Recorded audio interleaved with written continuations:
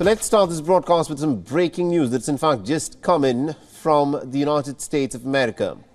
But according to reports, the Iowa police are said to be responding to an active shooter at the state's Perry High School.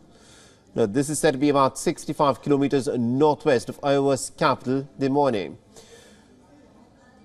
The news has also come in that students were in fact making their way back to the classes after their annual winter break. But the time at which this incident is said to have happened, it is being reported that the students had not yet arrived at the school, where the shooting incident roughly happened at about 7:37 a.m. Now, at this moment, this is what the scene at the school looks like. Emergency vehicles have surrounded the building that houses both the town's middle school and also the high school.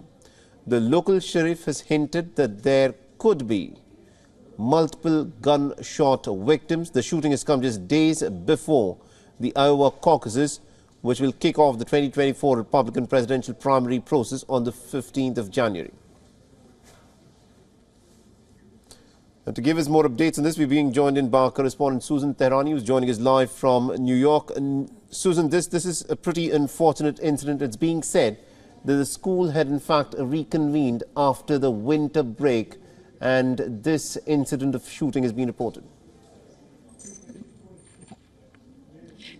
Yeah, absolutely. And as you mentioned, just a week before those Iowa caucuses, the upcoming presidential election, a parent's worst nightmare, sending their children to school and then hearing a news like something like what we heard right now in Iowa. There are ambulances at the scene and multiple victims are heading towards the hospital.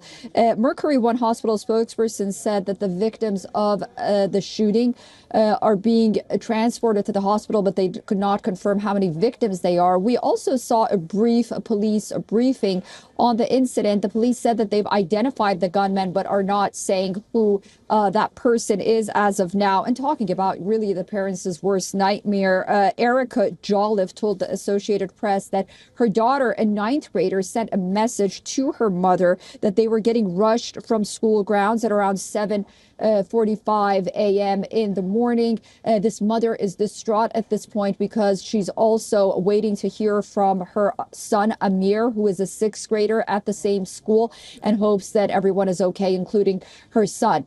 We're also learning that at this point, as you mentioned, it's just the beginning of the second semester.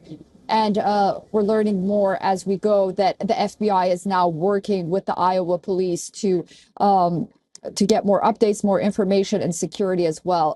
The authorities confirmed multiple gunshot victims as of now, but as I mentioned, we don't know how many those victims are. And also, Susan, this is a developing story, so the details are still not clear. At this moment, do we know the condition of what the condition of the gunman and as to who this gunman was? Okay, so we don't have any motives as of now. They did say the gunman has been identified. The last report that we got was that the shooter was at large, but unidentifying the gunman at this point either means that the shooter is still at large or we don't know yet. The shooter may be dead and they don't want to identify this person until their families are notified and whatnot. But as you mentioned, this is a developing story.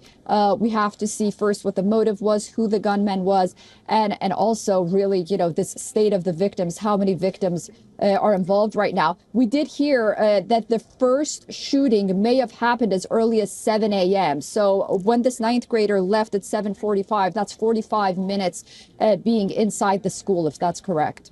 Right. Thank you very much, indeed, Susan Tehrani, for joining us and getting us all those updates. They will, of course, come back to you as more details emerge in this story.